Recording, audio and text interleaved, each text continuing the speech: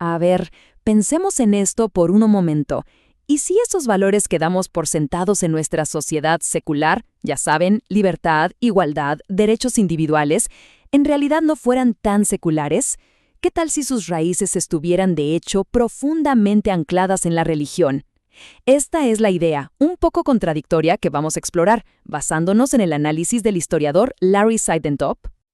Para meternos de lleno en esta idea, primero tenemos que mirar nuestro presente, porque en el corazón de Occidente se siente un conflicto tan profundo que el historiador Larry Seidentop lo llega a describir como una especie de guerra civil.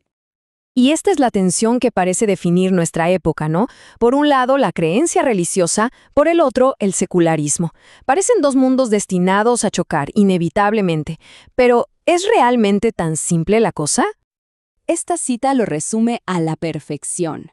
La percepción general es que son opuestos que no pueden convivir. Pero fíjense en el término que usa, guerra civil. Eso es clave. ¿Por qué?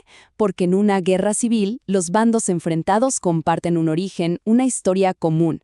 Y esa, justamente, es la pista que vamos a seguir. Ahora bien, para entender ese origen, primero tenemos que desmontar una historia que casi todos hemos aprendido. Una historia sobre de dónde vienen nuestras ideas más importantes. El cuento popular va más o menos así. La antigua Grecia y Roma eran lugares de razón, de libertad.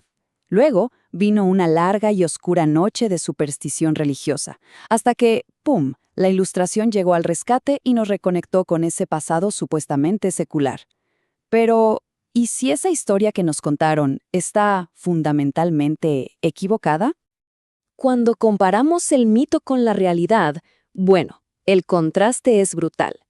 La idea de un ciudadano antiguo, libre y con conciencia individual no es del todo cierta. La identidad no era individual. La verdadera unidad social era la familia, que funcionaba, y esto es fascinante, como un culto religioso privado, con el padre como una especie de sumo sacerdote.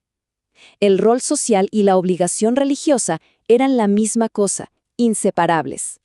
Seidentop le pone un nombre a esto: clausura moral. ¿Qué significa? Pues imaginen que la identidad de una persona estaba completamente definida, encerrada por su familia y su rol heredado. No existía la noción de un yo interior, de una conciencia independiente que pudiera juzgar al mundo. La persona era su función social. Punto.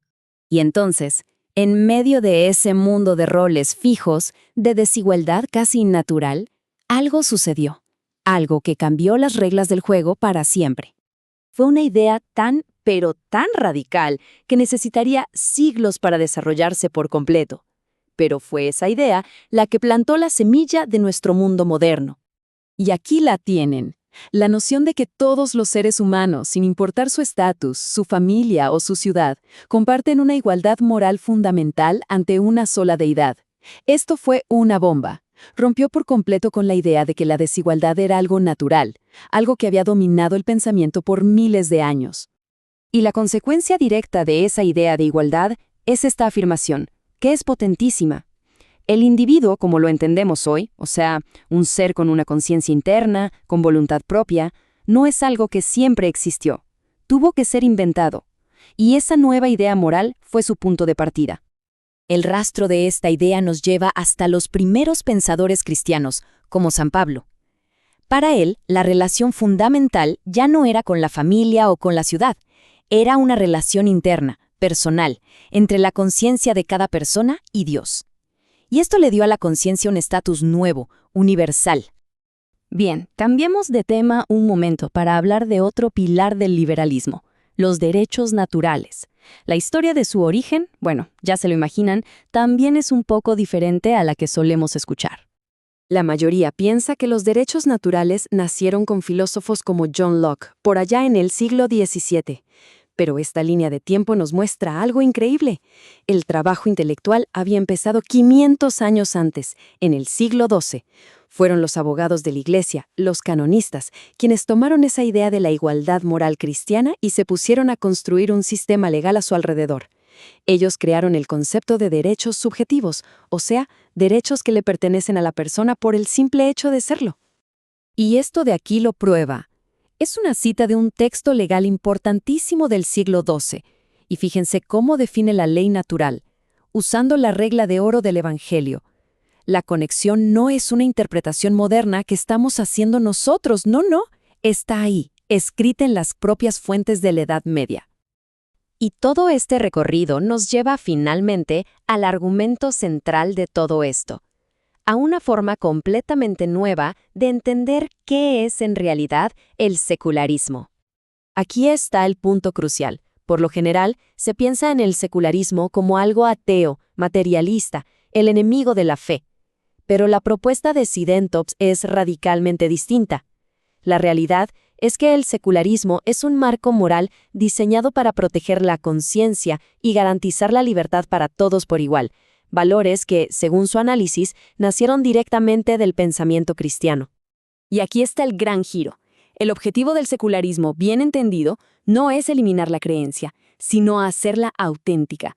Se trata de crear un espacio donde la fe pueda ser una convicción interna, genuina y no algo impuesto desde afuera por el poder. De hecho, para los primeros cristianos, la idea de una creencia forzada era un sinsentido. Y esta cita, ¡wow! Esta cita cierra el argumento de una forma muy poderosa. El secularismo no sería lo opuesto al cristianismo, sino su descendiente, su legado. Un conjunto de ideas que salieron de la moral cristiana y que, irónicamente, muchas veces se han usado para criticar a la propia Iglesia cuando se ha alejado de esos principios. Bueno, para ir terminando, vale la pena preguntarse, ¿y por qué importa toda esta historia hoy en día? ¿Qué pasa cuando una sociedad se olvida de los cimientos morales de sus propios valores? Según este análisis, ese olvido histórico nos lleva a dos, llamémoslas, versiones distorsionadas del liberalismo. Por un lado, una que lo reduce todo a la economía, a la eficiencia del mercado y se olvida de la justicia.